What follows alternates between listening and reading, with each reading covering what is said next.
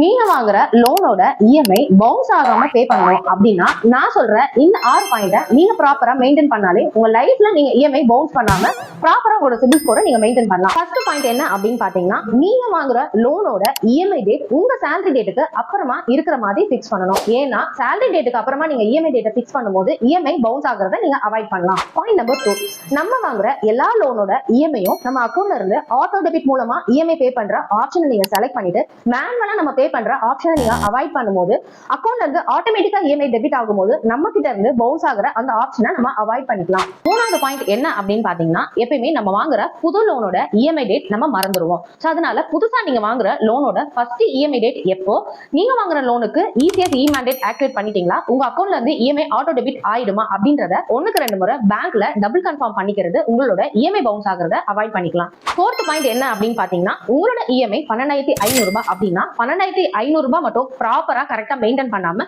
12,570 ரூபாய் இல்ல 12,600 ரூபாய் அப்படின்னு இஎம்ஐ அமௌண்ட்டை விட ஒரு 100 ரூபாய் 200 ரூபாய் அதிகமான அமௌண்ட்டை நீங்க அக்கௌண்ட்ல மெயின்டைன் பண்ணும்போது இன்கேஸ் நம்மளுக்கு தெரியாம எதனா சார்ஜஸ் அக்கௌண்ட்ல இருந்து எடுத்துட்டாங்க அப்படின்னா நம்மளுக்கு அந்த ரீசனால இஎம்ஐ பவுன்ஸ் ஆகிறத நம்ம அவாய்ட் பண்ணிக்கலாம். அஞ்சாவது பாயிண்ட் என்ன அப்படின்னு பாத்தீங்கன்னா, நிறைய பேர் நினைச்சிட்டு இருக்கோம் சண்டே பேங்க் லீவு, சோ அதனால நம்மளோட இஎம்ஐ எடுக்க மாட்டாங்க. இன்னைக்கு ஆக்சுவலா கவர்மெண்ட் ஹாலிடே, இதனால பேங்க் லீவ்ல இருக்கும், நம்மளோட அக்கௌண்ட்ல இருந்து இஎம்ஐ எடுக்க மாட்டாங்க அப்படின்னு.